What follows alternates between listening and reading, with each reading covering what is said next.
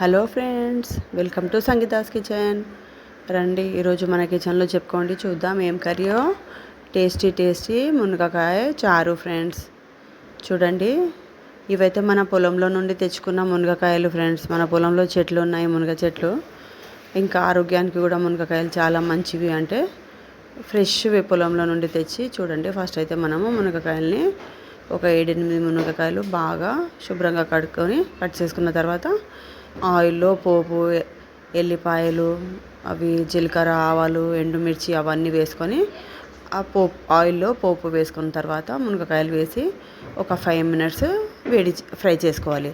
దాని తర్వాత అందులో మనం కొంచెం ఇంగువ కూడా వేసుకుంటే చాలా టేస్టీగా, ఇంకా గ్యాస్ కూడా పట్టదు. ఆరోగ్యానికి కూడా ఇంగువ చాలా మంచిది ఫ్రెండ్స్.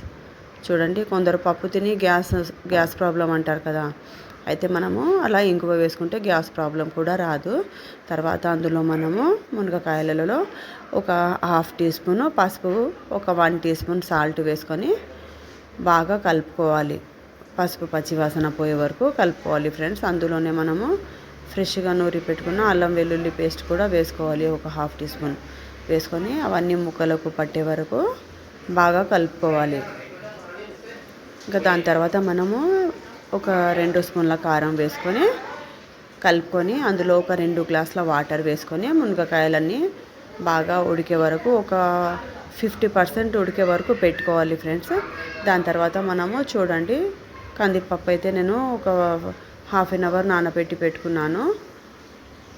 అందులో ఒక ఉడికిన తర్వాత ½ అన్ అవర్ నానబెట్టుకుంటే, మనం ముందే నానబెట్టుకుంటే ఆరోగ్యానికి మంచిది ఫ్రెండ్స్.